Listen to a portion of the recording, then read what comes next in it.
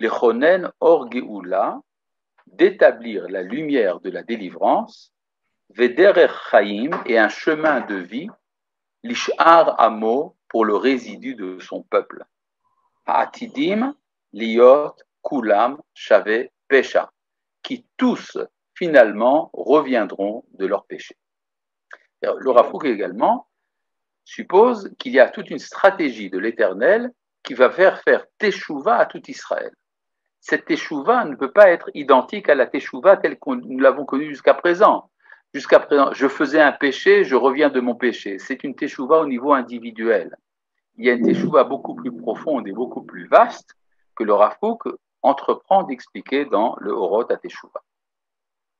Vechol chulshat nefesh, toute faiblesse, pardanout, poltronnerie, rifion ruach ou mugat levav, tout affaiblissement de l'esprit, kalil yachalof, tout ceci disparaîtra. Veruach me'oded, et un souffle d'encouragement, memale chayeresh yesha ve'oneg Hashem, qui remplit d'une vie de rédemption et de délices divins. Begodel levav, grandeur de cœur, verochav dea ve'egion oz, largeur d'esprit et une pensée puissante. Dikach et mekomo bechol alevavot anigashim el Hashem barakodesh, prendra sa place dans tous les cœurs qui s'approchent de Dieu dans la montagne sainte. La montagne sainte, c'est l'Ideret Israël. Leatzmi arpedut, pour faire croître la rédemption, be'achsharat achaim, en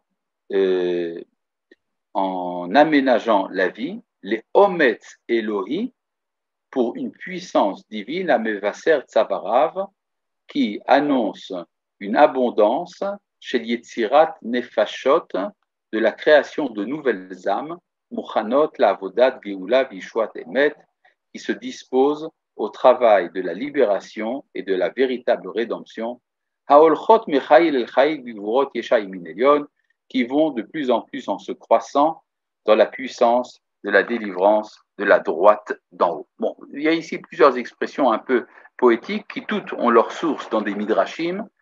En fait, pour bien comprendre la pensée du Rav Kook, il faudrait pour cela se référer à toute la littérature qui est dans l'arrière-plan de ce qu'il dit. Mais en tout cas, l'essentiel de ce que nous venons de lire dans ces lignes-là, c'est que la teshuva que nous vivons de nos jours est différente de la teshuva qu'ont vécu nos ancêtres. Je voudrais à ce propos vous dire une petite phrase qu'a dit un écrivain israélien bien connu, prix Nobel, non, il n'a pas reçu le prix Nobel de littérature, je parle ici d'Amos Oz, qui a dit un jour, le Rav Kook pense que je fais partie du projet de la Géoula selon sa conception à lui. Eh bien, sache, toi, le Rav Kook, que je ne fais pas partie de ton projet.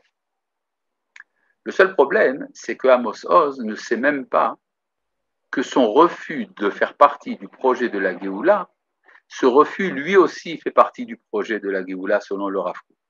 C'est-à-dire que finalement, il y a ici une mouvance qui comporte tous les domaines du peuple juif, et on pourrait dire même tous les domaines du monde entier, dans un projet de Géoula qui devient véritablement universel et cosmique.